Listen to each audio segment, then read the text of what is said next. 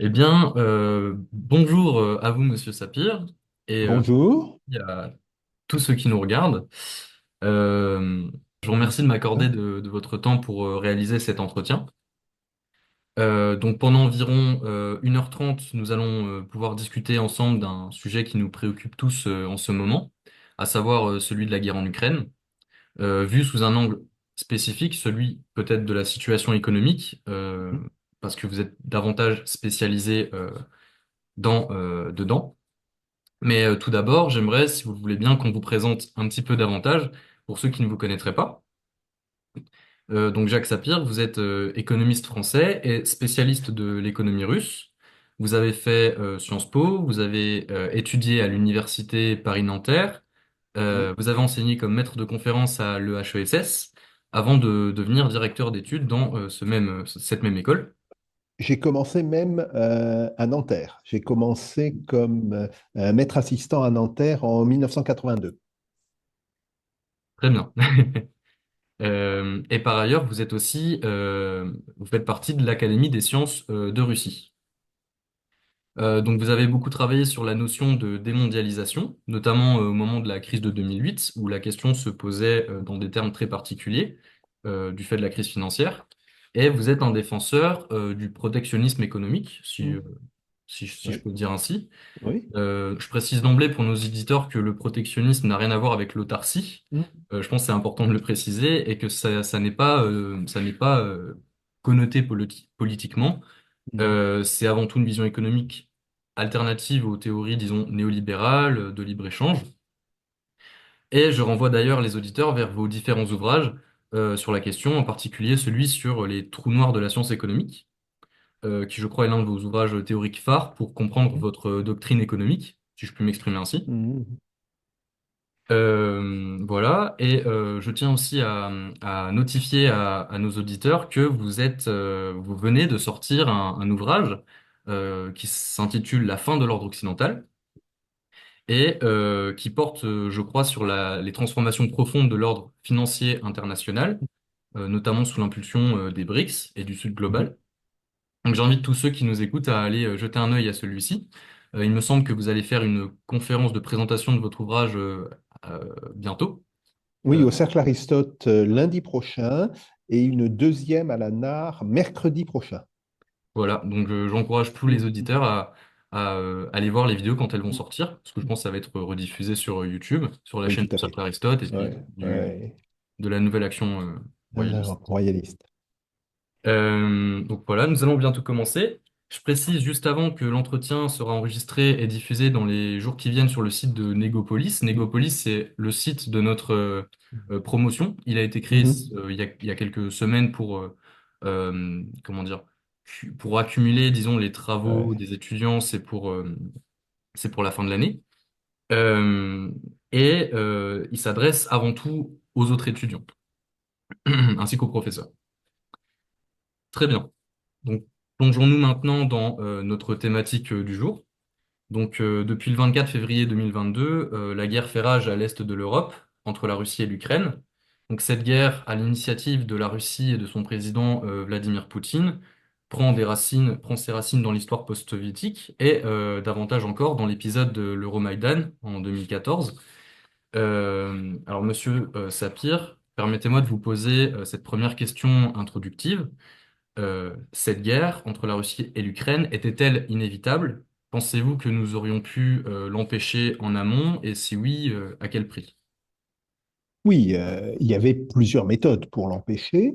La première était évidemment d'appliquer les accords de Minsk, ce qui n'a pas été fait, et d'ailleurs, ça n'a pas été fait très consciemment, puisque l'ancien président, l'ex-président français, M. François Hollande, et l'ex-chancelière allemande, Mme Merkel, ont dit l'un et l'autre qu'ils n'avaient jamais eu l'intention d'appliquer les accords de Minsk. Mhm. Mais il y avait eu d'autres possibilités. Si, par exemple, Volodymyr Zelensky avait été allé jusqu'au bout de son programme présidentiel quand il a été élu en 2019 et avait, d'une certaine manière, accepté la fédéralisation de l'Ukraine, ce qu'il disait vouloir faire, à l'époque, eh bien, très probablement, cette guerre n'aurait pas eu lieu. Notons aussi que l'intervention de plus en plus importante de l'OTAN en tant qu'organisation et des pays de l'OTAN dans le réarmement de l'Ukraine à partir de 2015 était, dans les faits, une forme de provocation vis-à-vis du gouvernement russe qui avait dit et qui avait prévenu de manière extrêmement nette l'ensemble des pays qu'ils Mhm. ne pourraient pas tolérer ce type de situation. Donc oui, la guerre aurait dû, Mhm. j'insiste là-dessus, être évitée. Cela, je dirais, n'exclut pas la responsabilité des Russes eux-mêmes, parce que je pense qu'il y a une grande différence entre vouloir chercher à protéger les populations du Donbass, ce qui évidemment pouvait passer par la reconnaissance des deux républiques, la République de Donetsk et la République populaire de Lugansk, ce qui Mhm. pouvait aussi passer par le fait de déployer des troupes russes en nombre dans ces deux républiques, et le fait d'attaquer l'Ukraine. Ce fait-là, je l'ai condamné.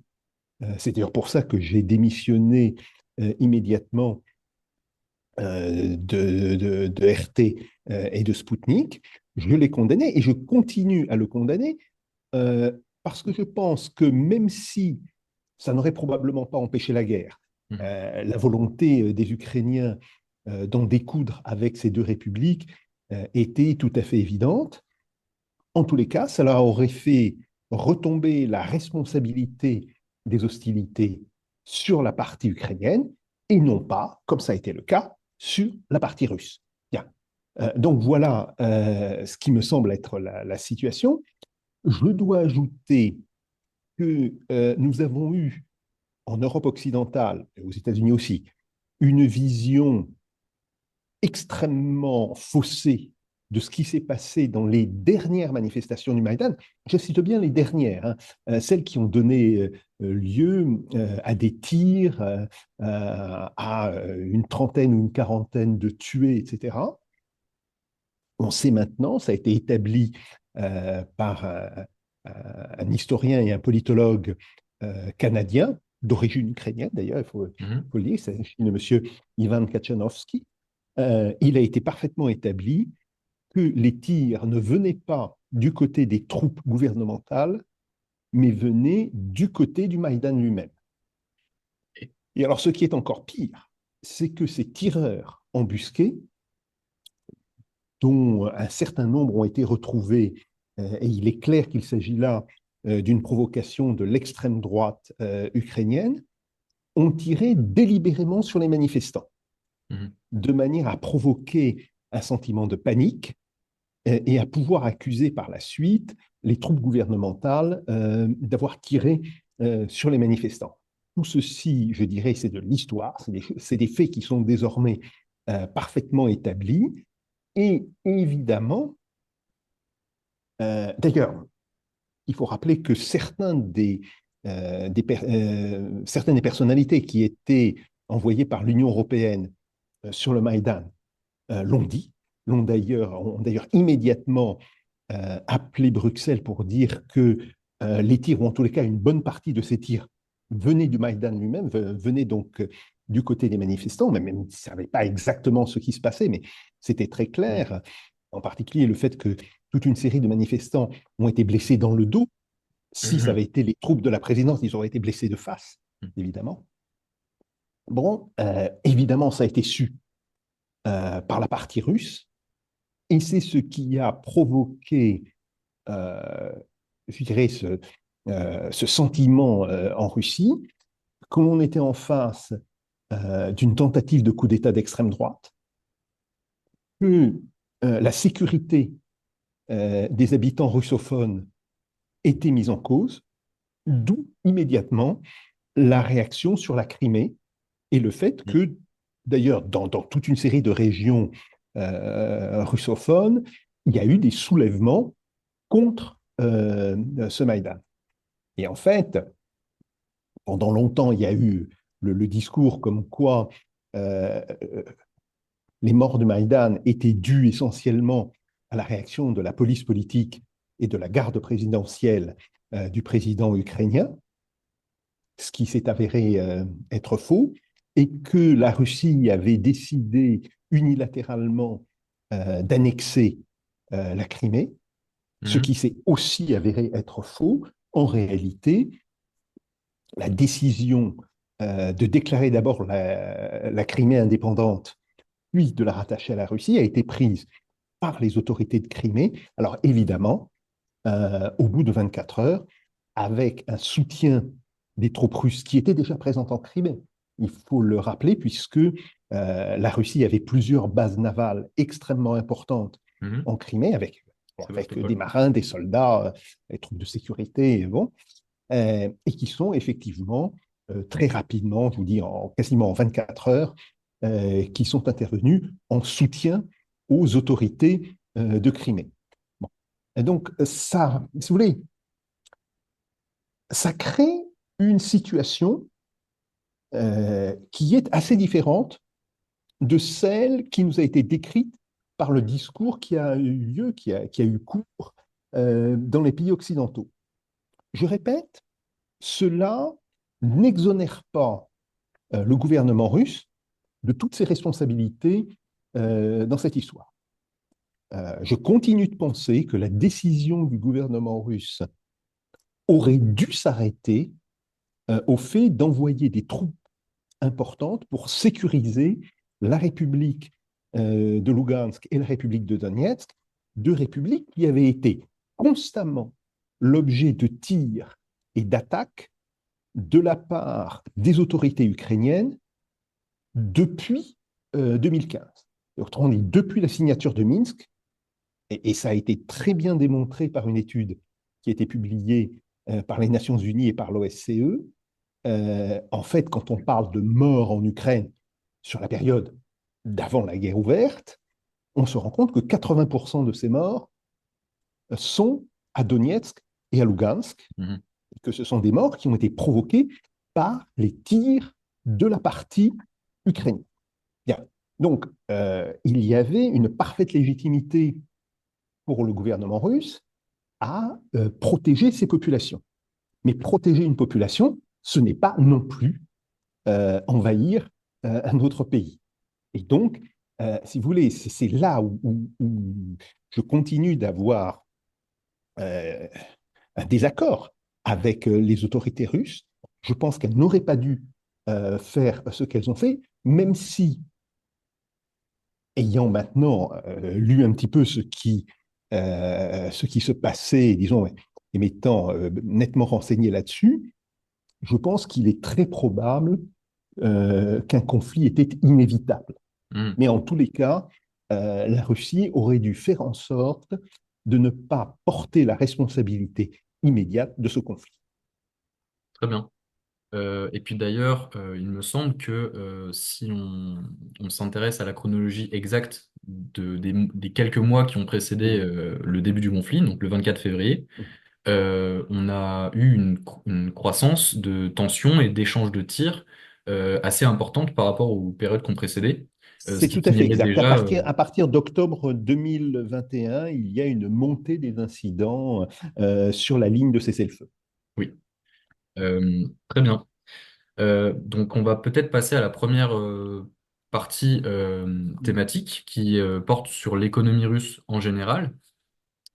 Donc ça fait 3 ans, ça fera 3 ans en février prochain que la guerre a commencé en Ukraine.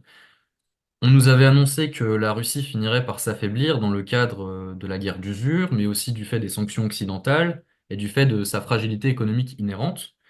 On pensait que la Russie de 2022 en était encore à la période yeltsinienne, qu'elle était toujours aussi vulnérable économiquement que durant les années 90. En fait, on la sous-estimait. Et on pensait qu'elle finirait par s'embourber dans un conflit impossible à gagner pour elle. Pourtant, aujourd'hui, tout semble aller relativement bien pour elle, sans idéaliser la situation outre mesure, bien sûr. Comment expliquer néanmoins cette résilience de l'économie russe qui fait fi de toutes les prédictions annoncées durant les premiers mois de la guerre dans nos médias occidentaux? Tout simplement parce que ces prédictions n'étaient pas fondées sur des réalités, n'était pas fondée sur un examen objectif des réalités. Alors, premièrement, l'économie russe a été largement sous-estimée. D'ailleurs, pas que l'économie russe, l'économie chinoise aussi a été sous-estimée, mais c'est un autre problème, comme je l'ai montré dans un article que j'ai fait pour une revue américaine. La deuxième raison, c'est que les responsables occidentaux n'ont pas pris en compte le fait que depuis 2014-2015, autrement dit depuis la première vague des sanctions, parce que la Russie avait déjà été sanctionnée, Mhm. certes relativement légèrement, mais elle avait déjà été sanctionnée, eh bien les Russes avaient considéré, le gouvernement russe avait considéré comme probablement inévitable le fait que d'autres sanctions, cette fois-ci beaucoup plus dures, soient appliquées à la Russie, et ils s'y étaient préparés. Alors évidemment, quand on a eu presque 7 ans pour se préparer contre des sanctions, pour faire des choses, si on n'a pas les deux pieds dans le même sabot, ben on fait des choses. Mhm. Et ça a été le cas avec, je dirais, l'alternative à SWIFT mise au point par les Russes, avec toute la préparation pour l'emploi massif du yuan à la place de l'euro et du dollar. Bon, toute une série de mesures. Bon, ça, c'était effectivement très important. L'autre erreur, et qui est une erreur, alors là, vraiment de fond, qui est tout à fait fondamentale de la part des Occidentaux, c'est la croyance dans l'efficacité politique et même l'efficacité économique à long terme de sanctions économiques. Alors, c'est une croyance qui, en fait, s'enracine dans la volonté des autorités occidentales, des gouvernements de nos pays, de ne pas faire la guerre ou disons, euh, de ne pas faire autre chose que des opérations de police internationale, Oui. ce qu'on appelle les OPEX, et de croire que l'on pourra régler un conflit important simplement par des moyens non militaires. Or, historiquement, parce que le principe des sanctions est en fait assez ancien, il a commencé à être dans le droit par la Société des Nations, donc à partir du traité de Versailles. Beaucoup de sanctions ont été appliquées depuis 1945, que ce soit des sanctions légales, autrement dit des sanctions qui sont décidées par le Conseil de sécurité des Nations Unies, qui normalement est le seul organisme habilité à décider de sanctions économiques, Mhm. ou que ce soit des sanctions dites illégales, autrement dit des sanctions qui sont décidées par un pays ou un groupe de pays. Bien. Là-dessus, sur l'ensemble des sanctions, on se rend compte que le pourcentage de cas dans lesquels elles ont été efficaces est faible et varie de un tiers à un quart, et que là où elles ont été efficaces est en règle générale parce qu'il y a eu une forme de consensus international sur les sanctions. Mhm. Le meilleur exemple, c'est le cas de la Rhodésie, maintenant aujourd'hui le Zimbabwe. Le gouvernement blanc de Rhodésie a été sanctionné et il a été sanctionné par l'ensemble du Conseil de sécurité. C'est-à-dire que les États-Unis, la Grande-Bretagne, la France et l'Union soviétique ont voté Mhm. les sanctions, et la Chine. Bon. Euh, et à la fin des fins, ces sanctions ont fini par abattre le pouvoir blanc de Rhodésie, mais après 15 ans. Oui. Donc il faut dire que c'est quelque chose qui, de toutes les manières, a pris énormément de temps, et encore parce que l'un des voisins de la Rhodésie, qui était le Mozambique, est devenu lui-même indépendant. Mhm.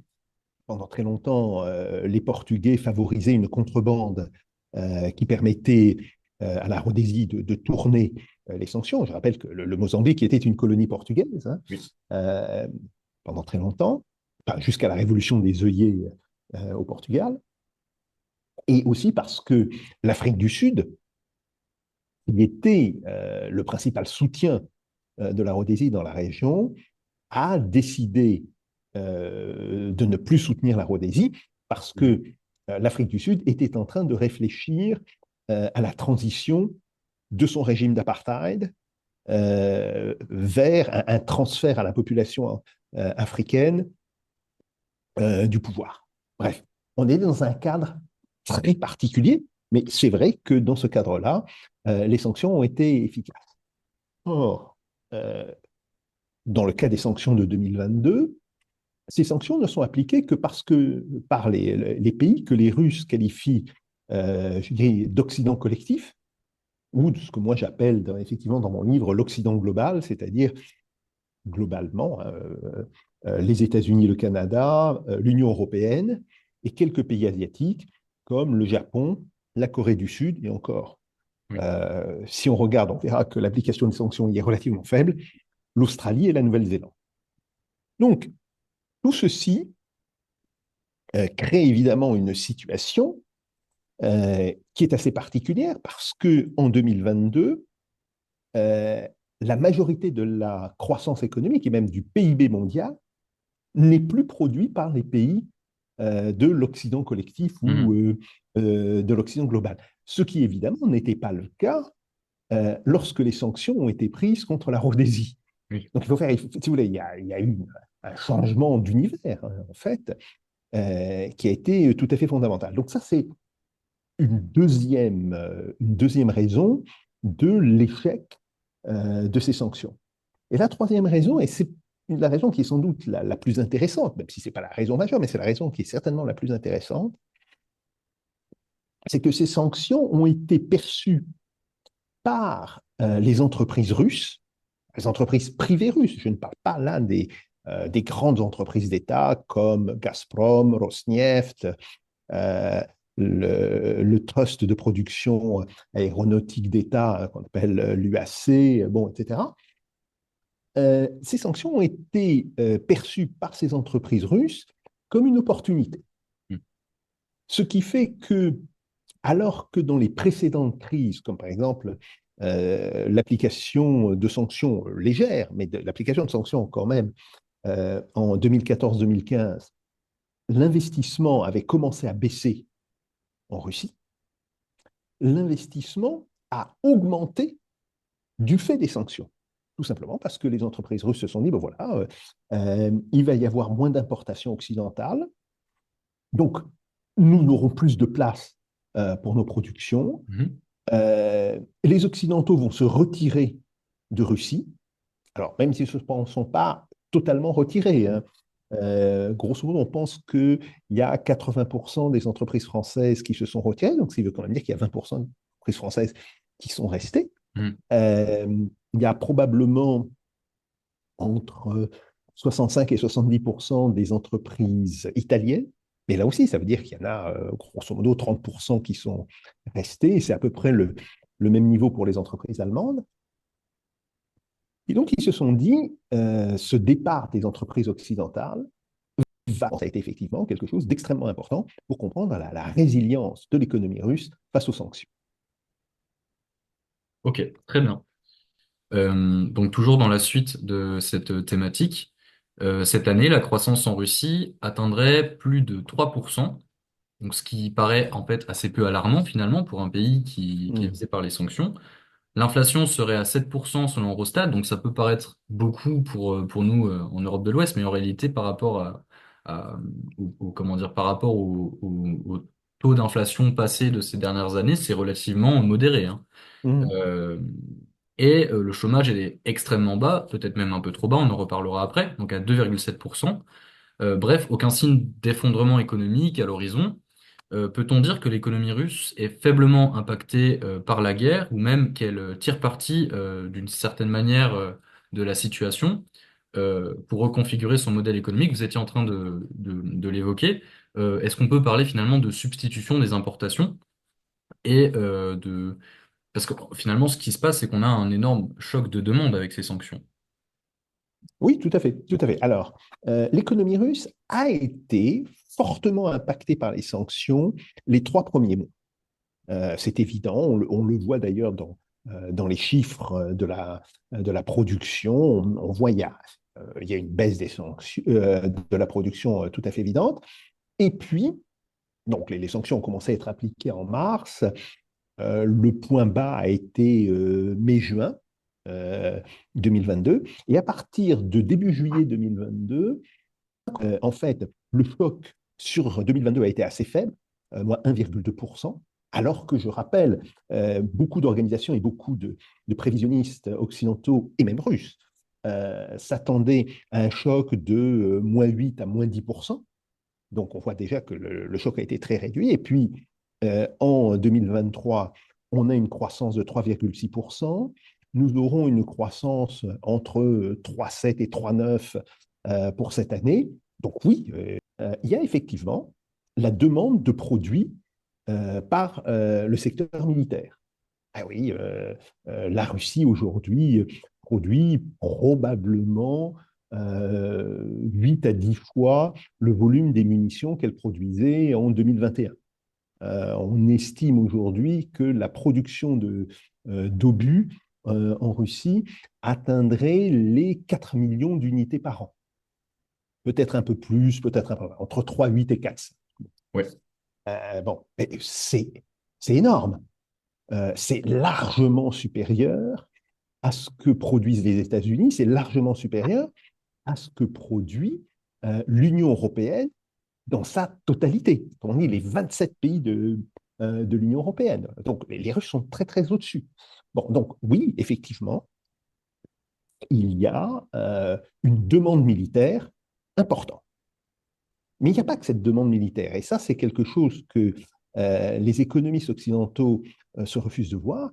Il y a une demande civile aussi extrêmement importante. Et on voit que le volume en termes réels de la consommation, qui avait baissé d'environ 7 à 8% dans l'année 2022, a réaugmenté d'environ 10% dans l'année 2023. Donc, il a entièrement récupéré le choc de 2022 et que la consommation continue d'augmenter en termes réels. Elle va probablement augmenter de 7% cette année. Mhm. Donc, ça veut dire que globalement, la Russie s'est enrichie. Alors, pourquoi et comment? Pourquoi? Bien, tout simplement parce que toute une série de substitutions aux sanctions ont été trouvées. La première substitution, qui est sans doute la plus simple, ça consiste à changer de fournisseur. Mhm. Alors oui, ça peut prendre du temps, oui, ça peut coûter de l'argent, et on peut penser que une partie de la hausse des prix actuellement en Russie est liée aux sanctions, c'est-à-dire que sans les sanctions, on serait pas alors, on sera probablement autour de 8% et pas de 7% hein, pour l'inflation, mais qu'une partie de cette inflation, peut-être 2 points, est liée justement aux sanctions, au coût supplémentaire que les sanctions impliquent pour les importations. Mais on voit dans les statistiques du commerce extérieur, qui, je le signale, sont toujours publiées, contrairement à ce qu'on dit en France et en Europe occidentale, la seule chose qui n'est pas publiée, c'est, je dirais, la désagrégation par pays de ces exportations. Ça, ce n'est plus publié par Rostat, effectivement, parce que les Russes n'ont pas trop envie qu'on voit je dirais par quel canot ils contournent les sanctions. Bien. Mais on a les chiffres globaux et on voit que désormais, le niveau des importations a non seulement retrouvé, mais même dépassé le niveau normal d'avant la crise de la Covid. Mhm. Donc ça, c'est un premier point. Et donc, évidemment, si les importations continuent, ben, il n'y a pas de raison, l'économie va pouvoir continuer à fonctionner. Deuxième point, comme vous l'avez dit, c'est évidemment la substitution aux importations. La substitution aux importations qui contribue d'ailleurs à faire que le volume des importations ne monte plus, qu'il se stabilise, voire qu'il baisse légèrement désormais. Mais il faut savoir que cette substitution des importations, elle a pris du temps à se mettre en place. Quand vous avez des produits industriels complexes, comme par exemple dans l'aéronautique, eh bien, effectivement, vous ne pouvez pas substituer en quelques mois. C'est un processus qui va demander 18 mois, 2 ans, voire peut-être un peu plus. Et on a un bon exemple avec la production désormais d'avions civils entièrement russifiés. Par exemple, dans le cas du Superjet de Sukhoi, les moteurs étaient franco-russes. Avec les sanctions, Safran n'a plus livré la partie française des moteurs. Donc, il a fallu remplacer ces moteurs par des moteurs russes. Ça a pris du temps. Et la production du Superjet va recommencer en 2025. Mhm. Même chose pour le MS-21 ou MC-21, ça dépend. Si on le dit en cyrillique, on va dire MC, mais c'est MS-21. Pour le MS-21, normalement, la production aurait dû commencer fin 2022, mais le MS-21 n'a pas pu utiliser les moteurs occidentaux. Donc, on a dû remplacer ces moteurs par des moteurs russes. La certification des moteurs russes est désormais acquise. Et là encore, la production du MS-21 va reprendre, va commencer en réalité, mais elle commencera uniquement en 2025 ou début 2026. Alors ça c'est pour des produits très complexes. C'est bien qu'un avion civil, c'est un produit extraordinairement complexe. Pour des produits peut-être un petit peu moins complexes, comme par exemple la production de voitures particulières, là, grosso modo, un mélange de substitution aux importations et de changement de fournisseurs a permis à la production de voitures particulières de retrouver son niveau de 2019-2021 dès le début de cette année. Et on est actuellement sur des niveaux qui sont tout à fait de l'ordre des niveaux de 2021. Donc ça, c'est le deuxième facteur euh, qui a joué effectivement pour cette reprise. Le troisième facteur, c'est le fait que les revenus réels de la population ayant fortement augmenté, et là, si vous voulez, on est face à une augmentation de 10% l'année dernière, j'ai dit bien en revenu réel, Mhm. ce qui veut dire que le revenu nominal, ce que vous avez sur votre feuille de paye, ça a été une augmentation de 17 à 18%, Mhm. puisqu'on avait déjà une inflation de l'ordre de 7 à 8%. Cette année, même chose. Alors bon, ça augmentera probablement pas de 10%, ça augmentera de 8%. Bon, 7 à 8%. Mais là encore, avec une forte inflation, une inflation à 8%, ça veut dire que vous aurez sur votre feuille de paie, grosso modo, 16% en plus. Et donc, tout ceci, évidemment, crée les conditions d'une très forte demande. Et c'est cette demande qui explique tout autant que la demande militaire, la forte croissance que la Russie a connue en 2023 et qu'elle connaît toujours en 2024. Et on peut penser aujourd'hui que, en fait, la demande militaire compte pour 1,6% de hausse de PIB.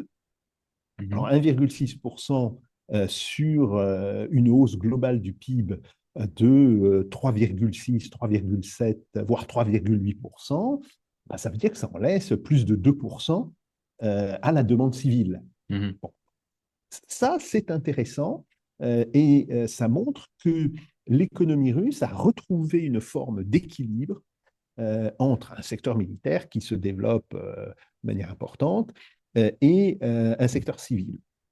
Ajoutons à cela le fait que les revenus de l'État, les revenus budgétaires, ont continué à être élevés parce que la Russie a continué à exporter les matières premières qu'elle exporte. Alors bien sûr, elle a changé de client, encore que l'Europe, l'Union européenne, continue d'importer de l'énergie russe. La France, notamment, est un des gros importateurs de gaz naturel russe, sauf que ce gaz n'arrive plus par gazoduc, il nous arrive par bateau sous forme de GNL. Bien, Mhm. malgré tout, ça veut dire que là, nous importons des produits d'énergie de la Russie, et puis surtout, eh bien, les exportations de produits énergétiques se sont tournées vers l'Asie.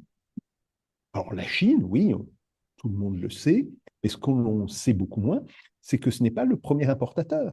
Le premier importateur de produits d'hydrocarbures russes, c'est l'Inde, en réalité. Et donc, on voit qu'il y a toute une série de pays d'Asie, même chose pour les Philippines, le Vietnam, la Malaisie, bon, etc., qui sont de gros importateurs de produits énergétiques russes. Et donc, globalement, les revenus, euh, alors c'est important pour le budget, c'est moins important pour l'économie. Le secteur pétrolier ne pèse que 10% dans l'économie russe. Mais c'est très important pour le budget, hein, puisque une large part des revenus du budget, des revenus budgétaires, sont des revenus qui sont indexés sur les exportations. Ok. Eh bien, la Russie, en dépit des dépenses de guerre, a aujourd'hui un déficit minime. Il était de l'ordre de 2% du PIB l'année dernière. Alors, cette année, on est dans une situation assez bizarre, puisque sur la période de janvier à octobre, on est pratiquement à l'équilibre budgétaire. Ce qui est assez étrange dans un pays qui est en guerre. Mm. Normalement, dans un pays en guerre, il y a toujours un déficit budgétaire. Là, on est pratiquement à l'équilibre. Et donc, on peut penser que le gouvernement russe va accroître ses dépenses pour la fin de 2024. Hein. Bon, on n'a pas encore tout à fait les chiffres pour octobre. Il devrait accroître ses dépenses certainement en novembre et en décembre. Et on sera grosso modo avec de l'ordre de 1% du déficit. Mhm. Pour se rendre compte, dans un pays en guerre, avoir un déficit de 1% du PIB, alors que dans un pays en paix comme la France, on est avec un déficit de 6% du PIB, C'est ça. il y a quand même là quelque chose qui nous montre que finalement, l'économie russe va bien. Très bien, c'est entendu. Euh, Peut-être une question un peu différente qui porte davantage sur l'effort de guerre russe en tant que tel. Comment est-ce qu'on peut évaluer ou estimer la mobilisation économique et militaire de la Russie dans le conflit qui a lieu actuellement en Ukraine? Est-ce que la Russie est capable de soutenir encore durablement son effort de guerre ou est-ce qu'elle est en train d'atteindre ses limites? Donc je suppose que c'est pas le cas, puisque au niveau budgétaire ça va. Mais par exemple, je m'interrogeais sur la question démographique plutôt. Est-ce qu'il risque pas d'y avoir une limite à un moment donné? Alors, euh, tout d'abord, en termes humains, la Russie s'est refusée à appliquer une mobilisation générale et elle fonctionne uniquement par des recrutements par contrat. Autrement dit, c'est des engagés. Bien. Mhm. Et d'après les chiffres que l'on peut avoir, la Russie a 20 à 30 000 engagés par mois. Et grosso modo, ils sont autour d'un rythme d'engagement de l'ordre de 300 000 par an.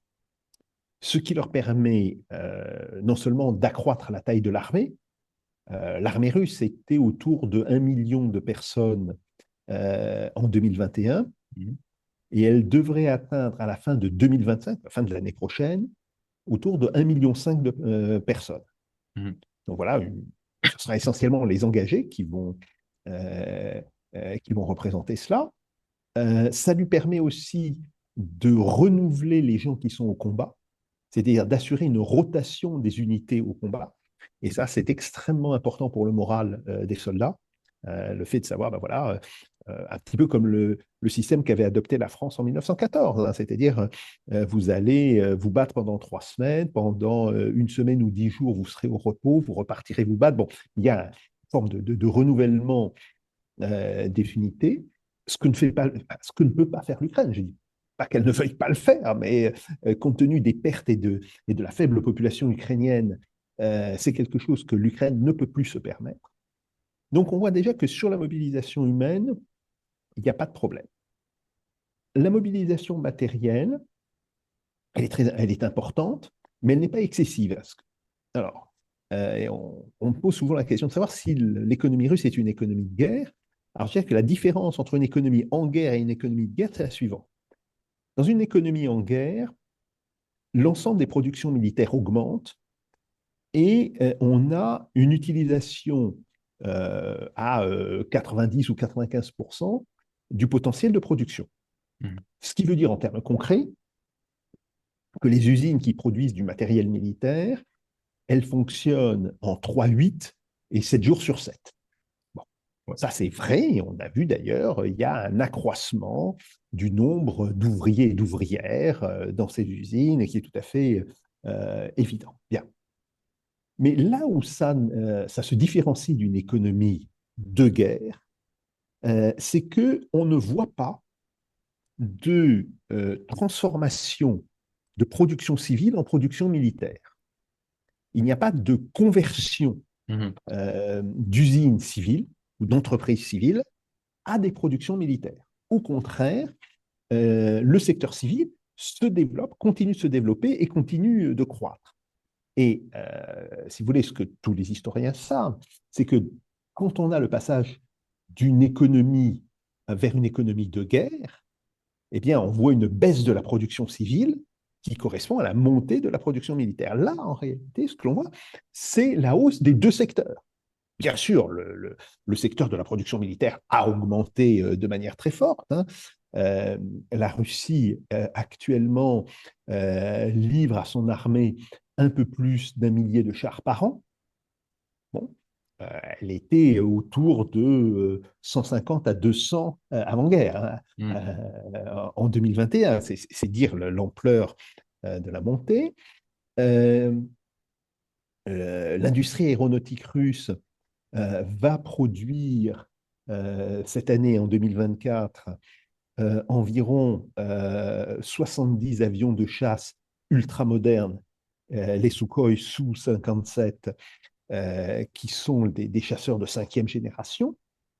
Bon, elle en produisait 10-12 par an en 2021. Ouais. Donc là encore, on voit les niveaux. Et puis, comme je vous l'ai dit, il y a les munitions. Et alors que la Russie devait produire autour de 250 000 à 300 000 obus en 2021, elle en produit actuellement environ 4 millions.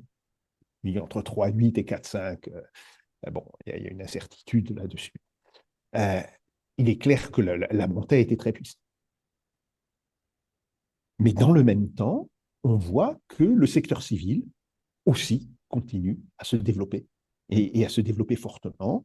Alors que ce soit des industries, je dirais, civiles relativement complexes, par exemple la production de frigos, la production de télévision, bah, ça continue d'augmenter, la production de voitures automobiles, qui a Mhm. beaucoup augmenté depuis la période des sanctions, qui est revenue à son niveau de 2021, ou que ce soit des produits de consommation courante comme les habits, donc le textile, comme les meubles, euh, comme les produits alimentaires. Bon, là aussi, il y a une montée de production très nette. Donc, tout ceci pour dire que l'économie russe n'est pas une économie de guerre, c'est une économie en guerre.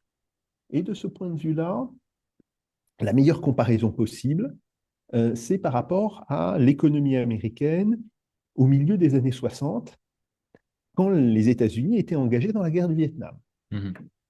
et où les dirigeants américains avaient décidé d'une politique dite le beurre et les canons, alors que traditionnellement on dit c'est les canons ou le beurre, là ils avaient dit on fait les deux. Euh, et le budget militaire était monté autour de 8,5% du PIB des États-Unis. Actuellement, le budget militaire de la Russie est probablement autour de 7% du PIB. Mhm. 6% officiellement dans les statistiques, mais on pense qu'il y en a une partie qui n'est pas déclarée ou qui est déclarée sous d'autres formes dans ces statistiques. Donc voilà, on estime que c'est autour de 7%. Alors, c'est élevé, hein, c'est très élevé, surtout par rapport à des pays comme les pays européens, où par exemple la France, l'Allemagne, l'Italie, on est plutôt autour de 2%, 2,2% du PIB. Donc oui, ça veut dire que la Russie dépense 3 fois plus, peut-être même 4 fois plus, dans certains cas, que ce que nous dépensons, nous, pour la défense, mais ça reste supportable par l'économie. Et aujourd'hui, même les plus pessimistes des observateurs considèrent que la Russie peut parfaitement s'inscrire dans la durée. Ben voilà, c'est une situation qui peut durer 2 ans, 3 ans, 4 ans, 5 ans encore. Il n'y a pas de problème. Le seul point où il y aura un problème, et on commence déjà à le voir, c'est la main-d'œuvre. Mhm. Euh, la main-d'œuvre industrielle, enfin générale, mais c'est plutôt l'industrie, a augmenté de 2,2 millions à 2,5 millions depuis 2022. Si vous voulez, par rapport aux chiffres qui étaient donnés en mars-avril 2022, Mhm. au début de la guerre, on est aujourd'hui avec plus de 2 millions de salariés en plus. Bon. C'est d'ailleurs ce qui explique la montée des salaires. Oui, Si vous voulez, c'est parce qu'il y a une pénurie de travail que les salaires augmentent tellement.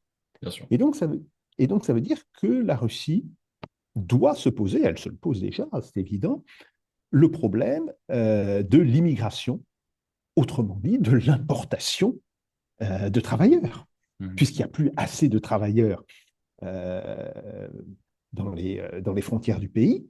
Alors, elle se pose aussi la question de la hausse de la productivité, et il faut signaler là qu'il y a un programme de robotisation massif Oui. qui a été lancé dans l'industrie. Bon, est-ce que la Russie arrivera d'ici quelques années à devenir le 5e pays en matière d'utilisation de robots? Elle est actuellement, enfin elle était fin 2022, le 25e pays du monde. Donc elle était faiblement robotisée. Oui. Est-ce qu'elle arrivera à monter au rang de 5e pays? Ou est-ce qu'elle sera plutôt, moi c'est ce que je pense, hein, entre 8e et 7e pays? Bon, mais ça veut dire que de toutes les manières, il va y avoir un fort accroissement de l'utilisation des robots dans l'industrie. Et puis, eh bien, on va importer des travailleurs en sachant qu'il y a déjà un nombre assez important de travailleurs immigrés en Russie. Oui. Bon, eh bien, on va en importer de nouveaux, d'où probablement de l'Asie du Sud-Est, Chine et Vietnam, voire un petit peu de Malaisie, mais je pense que ça sera essentiellement Chine et Vietnam. D'ailleurs, lors de mon dernier voyage en Russie, début avril de cette année, Mhm.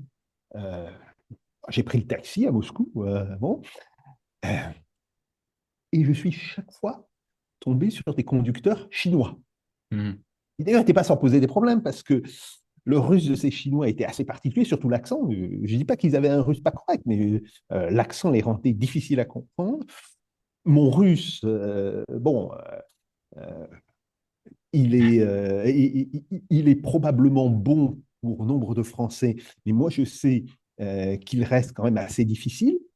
Bien.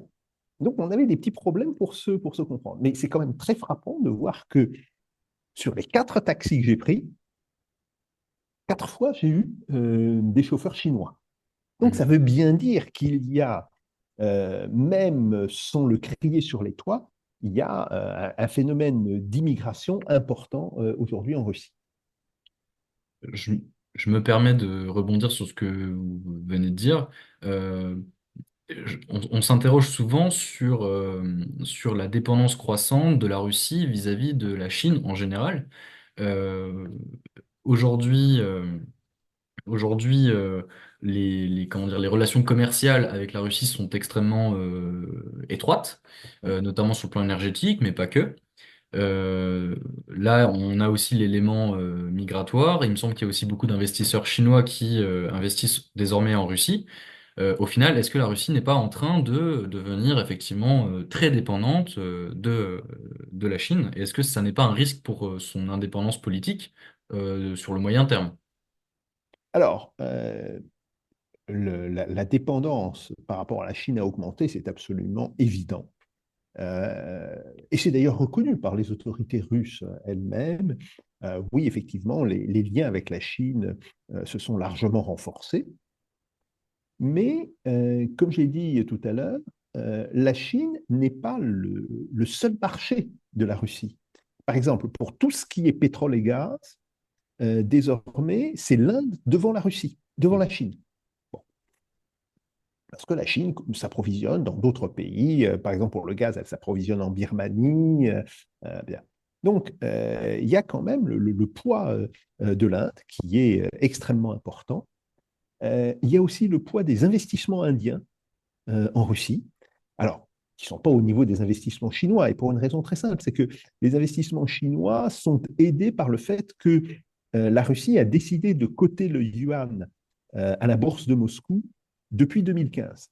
2015, hein, donc Oui. on voit bien que c'était une des mesures qu'ils avaient tirées de la première expérience des sanctions qu'ils avaient eues en 2014. Et globalement, aujourd'hui, il y a euh, toute une série de signes qui montrent que les relations avec l'Asie ne sont pas uniquement des relations avec la Chine. Donc, bien sûr, il y a des relations avec l'Inde importantes, y compris d'ailleurs sur le plan technique et le plan Mhm. technologique. Il y a toute une série de projets communs entre l'industrie militaire indienne et l'industrie militaire russe. Il faut le savoir. Et les Indiens n'y ont pas du tout mis fin avec les sanctions, bien au contraire, ils continuent de développer ces projets. Mais la Russie a d'autres partenaires en Asie, la Malaisie, Mhm. qui lui vend d'ailleurs une grosse partie des microprocesseurs qu'elle achète. Je crois qu'elle doit en acheter autant à la Malaisie qu'elle en achète en Chine, et Mhm. peut-être même un peu plus. Bon. Et la Malaisie est très désireuse de vendre à la Russie. Et il y a l'Indonésie. Et l'Indonésie aussi est en train de devenir un client important pour la Russie. Donc, globalement, oui, le poids de la Chine est un poids important. Il est même régionalement très important. Par exemple, une ville comme Khabarovsk, enfin, ou la région de Khabarovsk, on appelle Mhm. le Khabarovsk Krai, euh, a une économie qui, pour plus de 50%, est polarisée par la Chine. C'était d'ailleurs le cas avant les sanctions, avant la guerre. Mhm. Ce n'est pas une nouveauté. En réalité, l'influence chinoise était déjà extrêmement importante euh, dans toute la Sibérie orientale russe. Bien. Mais il ne faut pas croire que les relations économiques de la Russie se sont uniquement développées avec la Chine. Vous avez un développement des relations vraiment très important avec au moins trois pays, l'Inde, la Malaisie et l'Indonésie. Mhm. Très bien. Euh, alors, maintenant, je vous propose de peut-être changer un petit peu de thématique Mm. et d'interroger enfin, la situation en Ukraine. Où est-ce qu'elle en est actuellement, l'Ukraine, dans son effort de guerre? Est-ce que son économie est encore capable de fonctionner, de soutenir suffisamment l'effort de guerre au-delà des aides occidentales? Ou bien est-ce que le pays vit aujourd'hui uniquement sous perfusion financière et matérielle de l'Occident? Y a-t-il encore en fait une production de richesses en Ukraine, que ce soit agricole, que ce soit industrielle, suffisamment importante pour soutenir l'effort de guerre? Et produit-elle de l'armement en grande quantité sur son propre territoire? Alors, euh, la production ukrainienne a baissé entre 25 et 30 globalement, ce qui n'est pas du tout étonnant, hein, vu le choc de la guerre et vu le fait que maintenant, les Russes attaquent assez systématiquement l'ensemble des infrastructures électriques de l'Ukraine. Si vous n'avez pas d'électricité, vous ne pouvez pas faire d'industrie, hein. Donc ça, c'est clair. Le gouvernement ukrainien a donné, lui, la priorité à l'industrie militaire. Et donc aujourd'hui, pratiquement les seules industries qui tournent sont des industries à vocation militaire. Malgré tout, on voit bien que l'Ukraine est très dépendante désormais des livraisons au compte-gouttes d'armes occidentales. Et quand je dis au compte-gouttes, ce sont les Ukrainiens eux-mêmes qui le disent, et qui s'en plaignent d'ailleurs, ils s'en plaignent énormément. On voit bien que entre les déclarations d'aide et la réalité de l'aide arrivée en Ukraine, il y a un écart énorme. Il y a un écart tout à fait massif. Et donc, l'Ukraine euh, n'est pas capable, sur ses bases industrielles seules, de faire face à la guerre. Elle n'est probablement pas capable d'y faire face, même avec l'aide occidentale. Mhm. Donc ça, si vous voulez, c'est une réalité. Par ailleurs, l'Ukraine a perdu 10 millions de personnes. Si on prend les chiffres de population entre fin 2021 et la situation actuelle, il y a 8 millions et demi d'Ukrainiens qui ont émigré dans l'Union européenne, Mhm. entre 8 et 8 et demi, et il y en a un peu plus de 2 millions qui ont émigré en Russie. C'est un point intéressant. Mhm. De tous les pays, je dirais, dans lesquels sont partis les Ukrainiens, la Russie est de loin le premier pays. Mhm. Je crois qu'après, après, ça doit être la Pologne et après l'Allemagne. Et dans ces citoyens ukrainiens qui vivent actuellement en Russie, évidemment, pour des raisons administratives, les Russes ne comptent pas les habitants de Crimée ou les habitants des zones occupées par l'armée russe, enfin, les quatre oblasts, Lugansk, Donetsk, Zaporizhzhia et Kherson, Mhm. parce que ces gens sont considérés comme russes. Mhm. Donc, si vous voulez, ils ne peuvent pas être tenus pour des immigrés. Donc, ça veut dire que ces 2 millions et quelques d'immigrés ukrainiens qui vivent actuellement en Russie et qui travaillent en Russie, en réalité, sont, pour une bonne partie d'entre eux, des gens qui viennent d'Ukraine occidentale. Mhm. Alors, ils viennent d'Ukraine occidentale pour diverses raisons, des raisons idéologiques, ils se sentent plus proches des Russes que du gouvernement ukrainien, des raisons économiques aussi, tout simplement, parce que le niveau de vie a baissé très fortement en Ukraine. Entre la baisse de la production et le fait qu'une partie grandissante de la production est dirigée vers la guerre, on peut penser que le niveau de vie ukrainien a dû baisser d'environ 30%. Et le niveau de vie ukrainien était déjà largement inférieur au niveau de vie russe. Mhm.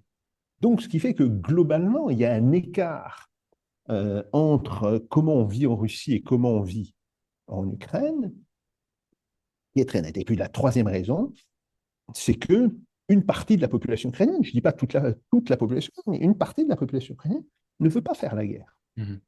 en réalité. Et si vous voulez, le fait que les gens émigrent, et pas seulement les femmes et les enfants, il y a beaucoup d'hommes jeunes, d'hommes qui sont en âge d'être mobilisés, qui sont partis d'Ukraine, eh bien, c'est quand même très significatif. En fait, les Ukrainiens, ils ont, pour une grosse partie d'entre eux, voté avec leurs pieds sur la question de la guerre. Ce qui a d'ailleurs des conséquences importantes pour ceux qui restent en Ukraine. Ceux qui restent en Ukraine sont largement maintenant sous l'influence, je dirais, des plus fanatiques de cette guerre. Alors que l'extrême droite ukrainienne, l'extrême droite nationaliste ukrainienne, représentée, alors je ne parle pas des partis, mais des gens globalement qu'elle a influencés, ne devait pas représenter plus de 10% dans l'Ukraine de 2021. Mhm. Aujourd'hui, entre la radicalisation d'une partie de la population et le départ d'une autre partie de la population qui n'épouse pas les idées de ces nationalistes radicaux, bah, elle peut être égale autour de 25%, peut-être de 30%. Ça ne fait toujours pas une majorité, mais ça va poser un problème aux autorités ukrainiennes et en particulier au président Zelensky euh, le jour où il devra négocier. Mhm. Et tout le monde sait que cette guerre se terminera par une négociation. Tout le Mhm. monde sait que l'Ukraine n'a pas les moyens de récupérer les territoires, sans même parler de la Crimée, mais de récupérer tout simplement les territoires qui ont été pris par la Russie depuis 2022. Donc, globalement, ça va se terminer par le fait que l'Ukraine devra abandonner l'équivalent du quart de son territoire. Et donc, ça va poser des problèmes extrêmement délicats au gouvernement ukrainien par rapport à sa frange la plus nationaliste, Oui. la plus engagée dans la logique de guerre.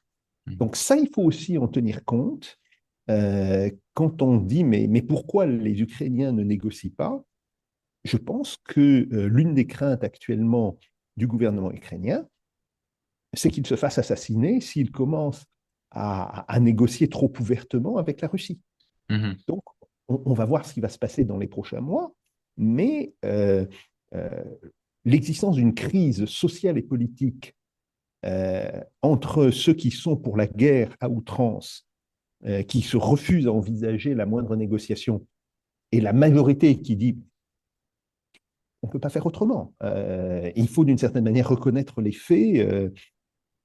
Nous n'avons pas d'autre choix que de négocier. Je pense que ça va être un des problèmes majeurs pour l'année 2025. Donc nous allons maintenant aborder la dernière Mmh. partie qui concerne les élections américaines et l'impact que ça va pouvoir avoir sur la guerre en Ukraine.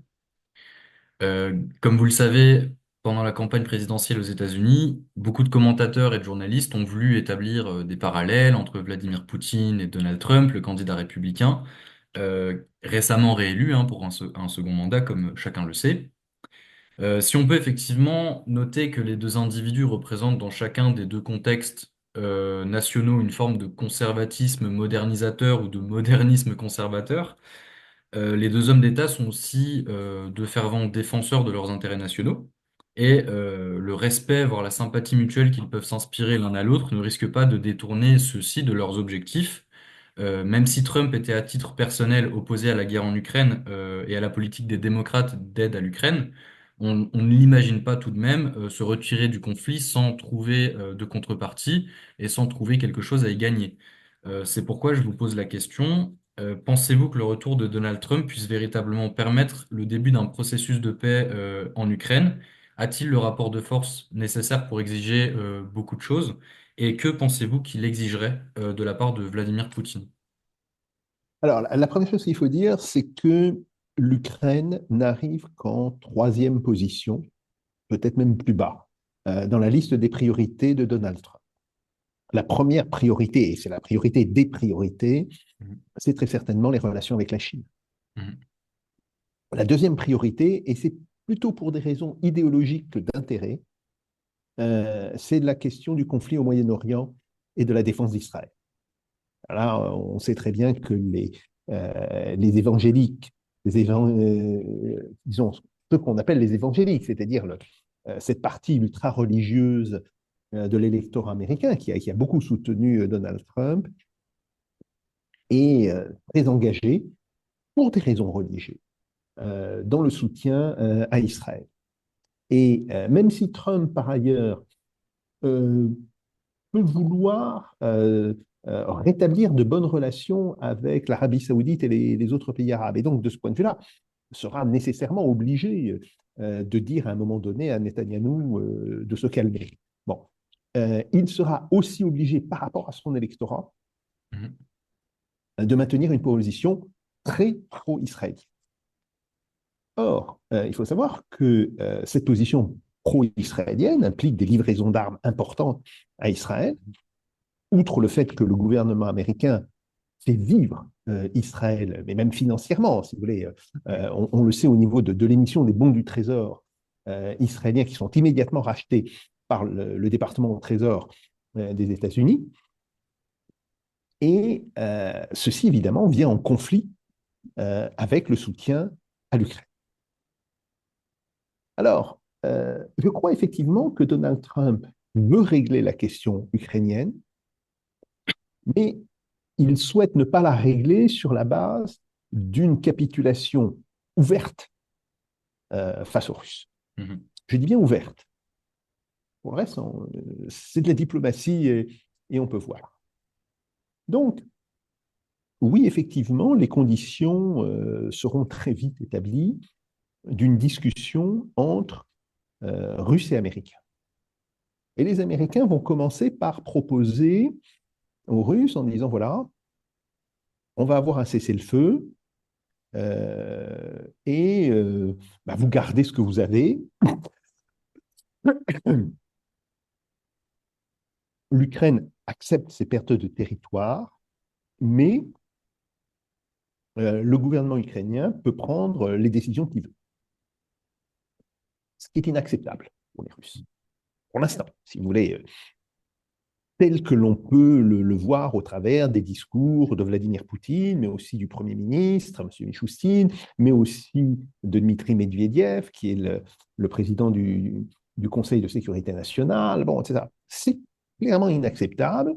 La première revendication des Russes sera de dire nous voulons une garantie que l'Ukraine ne rentrera pas dans l'OTAN, Mhm. qu'elle aura un statut de neutralité. Grosso modo, ce que veulent les Russes, c'est clair, c'est le statut de la Finlande en 1948. Mhm. On peut l'appeler autrement, mais si on regarde bien ce qui s'est passé, c'est ça. Et donc, on est sur des positions qui sont assez éloignées en réalité.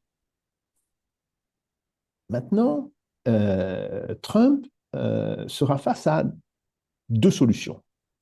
Première solution serait de camper sur ses positions, mais en accordant une aide à l'Ukraine qui ne pourra aller que diminuant. Mhm. Tout simplement parce que c'est Israël qui aujourd'hui mange la plus grande partie de l'aide militaire américaine. Mhm. Bon. Et que par ailleurs, les États-Unis ont besoin de reconstituer des stocks importants pour la défense de Taïwan et dans la perspective d'un éventuel conflit avec la Chine d'ici plusieurs années. Donc, très clairement, il dira à ce moment-là aux Européens, aux pays de l'Union européenne, l'Ukraine, c'est chez vous, débrouillez-vous avec ça. Sauf que l'Union européenne ne peut pas se débrouiller avec ça. Bon, c'est très clair.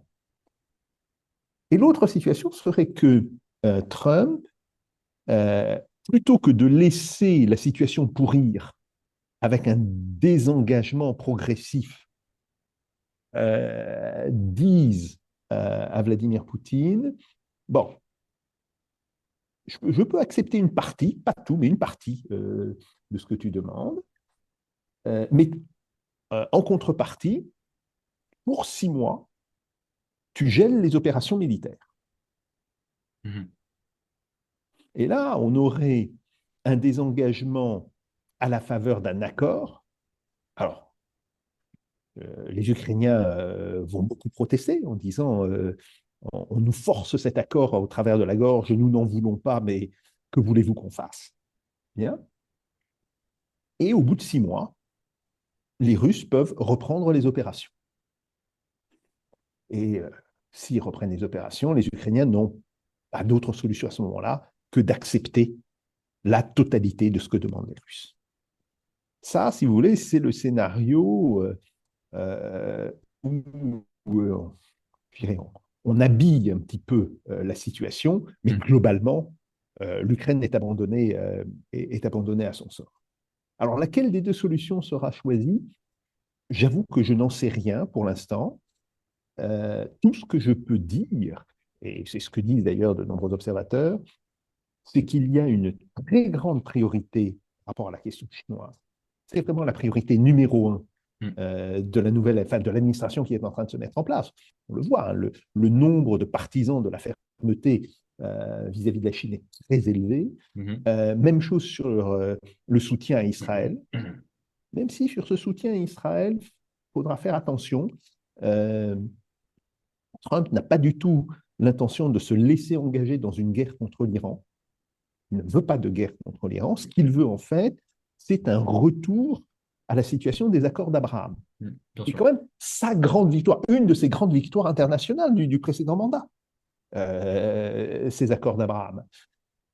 Sauf que là, maintenant, les Saoudiens mettent comme condition l'arrêt des opérations militaires à Gaza. Mhm. Euh, et donc, il va falloir, d'une manière ou d'une autre, trouver une forme de compromis sur ce point. Donc ça aussi, ça va vraiment mobiliser l'administration américaine de manière importante. Et puis, je pense qu'on aurait tort de négliger la question de l'immigration, qui, pour des raisons idéologiques, par rapport à son électorat, sera très certainement centrale.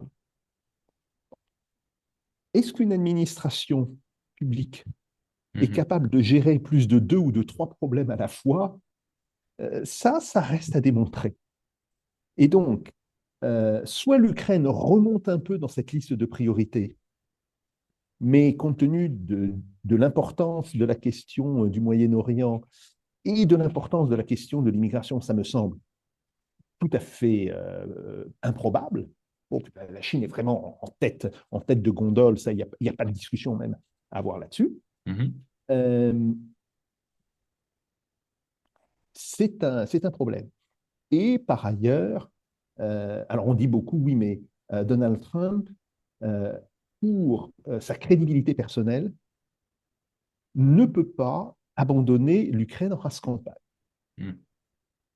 Je veux bien le croire, c'est un argument que j'entends, qui m'est dit en particulier par des collègues américains.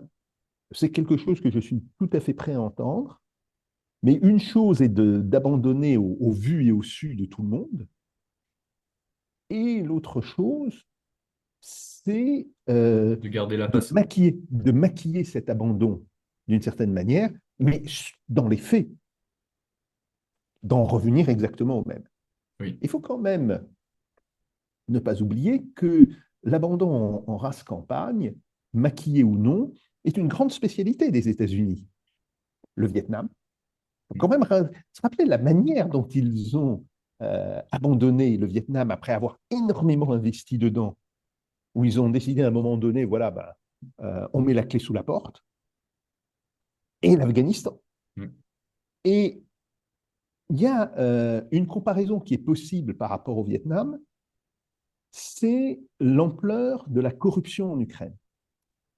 Parce que euh, l'ampleur de la corruption dans le gouvernement du Vietnam du Sud, hein, le gouvernement Diem, Mhm.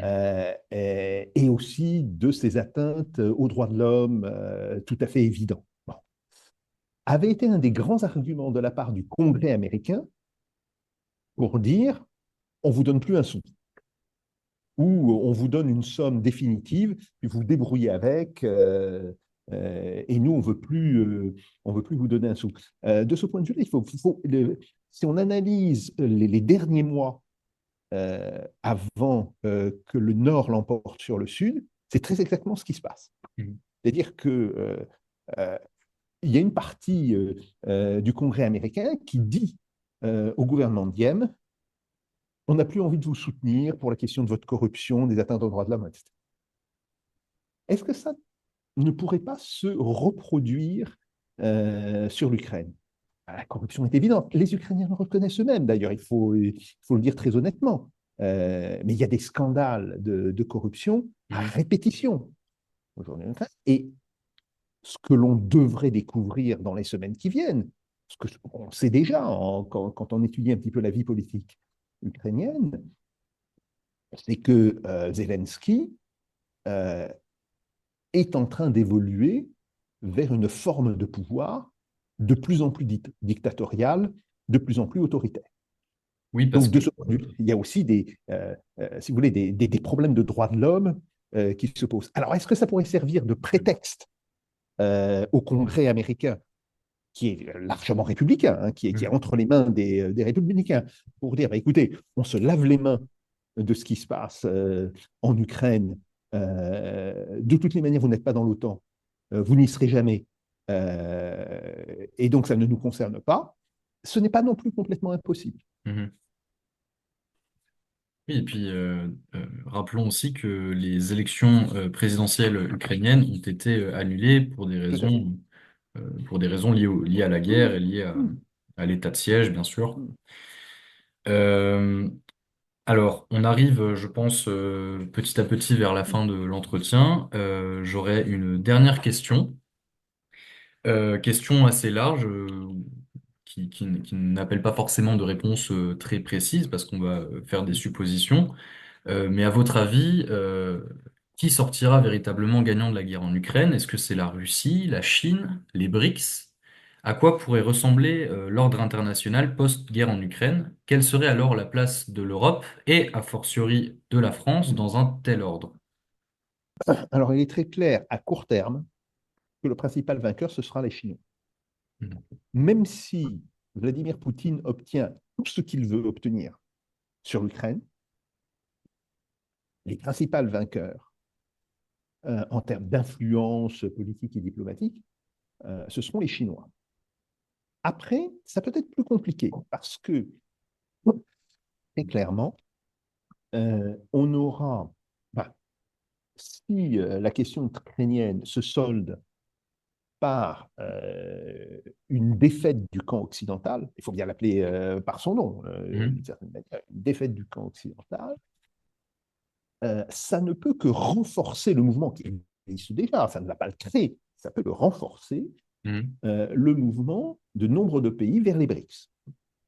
Et donc là, on pourrait avoir toute une série de pays de ce qu'on appelle le tiers-monde aujourd'hui, ou les pays en voie de développement, ou les pays émergents, mais qui n'ont pas encore réellement émergé, bon, quelle que soit la manière ça s'appelle, qui vont dire les États-Unis et le camp occidental ont perdu la main, donc il faut se rapprocher des BRICS. Et par ailleurs, les BRICS ne mettent pas de conditions politiques réelles au fait qu'on se rapproche d'eux, donc c'est tout à fait possible. La Turquie est déjà en train de se rapprocher des BRICS. La Turquie, normalement, elle est nominalement membre de l'OTAN. Donc, il faut bien voir le niveau que ça atteint. Donc, oui, c'est ce qui peut se passer. Alors, on peut dire, mais la crainte que ça se passe, c'est un argument pour que les États-Unis, justement, n'abandonnent pas l'Ukraine en race campagne. J'ai répondu, j'ai dit oui, effectivement. Mais maintenant, euh, entre le poids de cet argument, qui est réel, et le fait que le nombre de priorités de l'administration Trump est quand même élevé, et que l'Ukraine est en fait assez bas dans cette liste de priorités, euh, ça pose un vrai problème. Et là, je dis une chose, c'est que les décisions politiques, les décisions de grande politique, sont rarement des décisions qui sont entièrement rationnelles. Ou plus exactement, elles sont rarement prises sur la base des bons arguments. Et l'accumulation de problèmes plus importants que l'Ukraine à régler pour l'administration Trump, une administration qui est quand même assez faible, je dirais assez faible au sens où ce sont très peu des professionnels de Washington qu'il y a dans cette administration. Par exemple, prenez le secrétaire d'État à la Défense. Euh, bon, quoi qu'on pense de lui, bon, on peut dire oui, c'est un patriote, c'est un ultra-chrétien. Ok, mais il a aussi une certaine crédibilité pour occuper son poste en tant que militaire, mais en tant qu'administrateur, autrement une personne qui sait gérer les conflits internes à une administration, puis les conflits entre son administration et les autres administrations, il sera très jeune, il sera très léger là-dessus. Donc, face à une administration qui sera assez faible et où tout va remonter vers le président, qui est en fait la source ultime du pouvoir de cette administration. Bon. Et ce n'est pas du tout la même situation avec d'autres présidents. Par exemple, euh, Blinken, quoi qu'on pense de lui, et j'en pense beaucoup de mal par ailleurs, mais quoi qu'on pense de lui, il avait un réel poids face à Biden. Alors bien sûr, Biden, à la fin des fins, c'était lui qui décidait. Mais quand Blinken lui disait quelque chose, il était obligé d'écouter, à cause de l'expérience de Blinken. Ça ne va plus exister. Donc le fait que tout remonte vers un seul homme, Donald Trump, eh bien, on peut être face à un problème de saturation des informations et des questions, et qu'à un moment donné, ils disent, bon, l'Ukraine, c'est vraiment pas important pour nous, on a d'autres priorités, que les Européens s'en débrouillent, moi je ne veux plus en entendre parler. Donc, on est dans cette situation. Alors après, euh, sur le rôle que pourrait avoir la France ou que pourraient avoir certains pays européens par rapport aux BRICS, je crois que l'essentiel, c'est d'éviter que la montée en puissance des BRICS, qui est absolument indéniable ces derniers temps, se fasse sur la base d'une forme de nouvelle guerre froide, opposant cette fois-ci le camp des BRICS au camp occidental. Donc, normalement, logiquement, ça devrait être à la France, ou peut-être à la France et l'Allemagne, mais ça doit être logiquement à la France, de se positionner en intermédiaire entre les deux.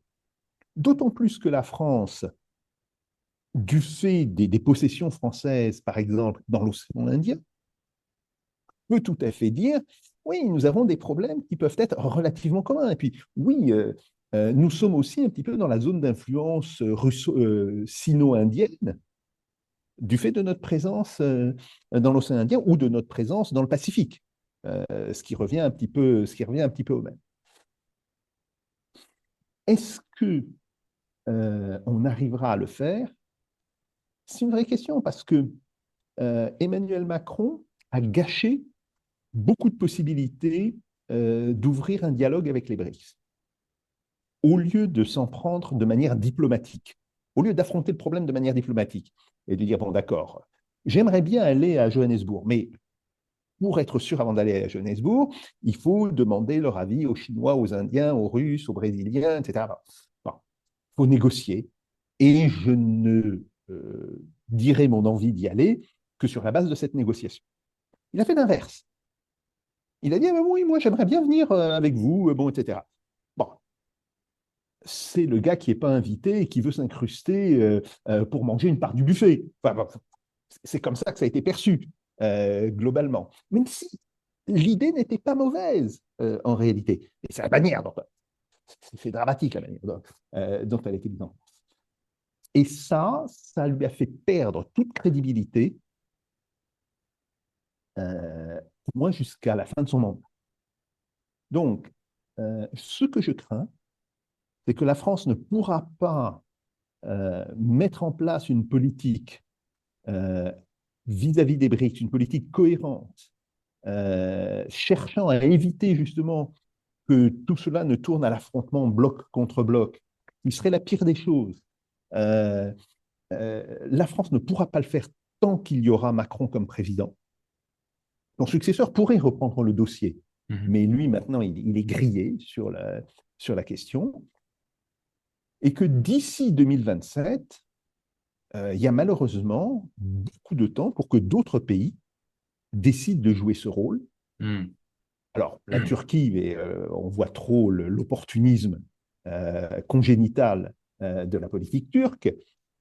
L'Allemagne peut tenter, même Oui. si, bon, je pense que ça sera difficile, mais l'Allemagne a des gros conflits avec l'Amérique de Trump. Oui. Donald Trump, il est très anti-chinois et aussi assez anti-allemand. Il faut s'en souvenir. Bon, donc le fait que la France ait perdu toute possibilité du fait du comportement personnel d'Emmanuel Macron, effectivement, rend une solution logique, malheureusement, qui est une solution que la France joue le rôle d'intermédiaire entre les deux blocs pour tenter de les rapprocher et arriver à une forme d'accord, rend malheureusement cette solution extrêmement peu probable. Mhm. Très bien. Nous arrivons maintenant à la fin de notre entretien. C'était très intéressant. Je vous remercie beaucoup pour avoir répondu à chacune de mes questions. Je remercie également tous ceux qui nous écoutent pour l'attention qu'ils nous ont portée. Je rappelle que Monsieur Sapir vient de sortir son ouvrage sur la fin de l'ordre occidental et qu'il va réaliser la semaine prochaine 2 conférences pour présenter cet ouvrage et je vous invite tous à aller voir ces vidéos qui vont bientôt sortir. La question de l'évolution de notre ordre international, la question des BRICS, la question de la multipolarité triomphante sont des questions qui nous intéressent beaucoup et de plus en plus, je dirais, à Sciences Po et de façon générale d'ailleurs, parce que on est en train de se rendre compte petit à petit que certains mythes qui avaient été édifiés ne tiennent plus. Et donc, on veut en comprendre les raisons de plus en plus. Voilà, donc je vous invite tous à lire l'ouvrage de Monsieur Sapir. Moi-même, je vais sans doute me le procurer assez rapidement. Voilà, Monsieur Sapir, je vous remercie à nouveau. C'est moi qui vous remercie. J'espère que nous aurons encore l'occasion de discuter à l'avenir. Voilà. Donc, Bah, quoi écoutez, de plus merci important. beaucoup. J'espère avoir pu répondre à toutes vos attentes, si ce n'est à toutes vos questions. Mhm. Et puis, effectivement, quand seront publiées les 2 vidéos des conférences que je donnerai la semaine prochaine, ne manquez pas de vous y reporter. Mhm. Merci beaucoup. Merci à vous. Merci, au revoir. Au revoir, Monsieur Sapir.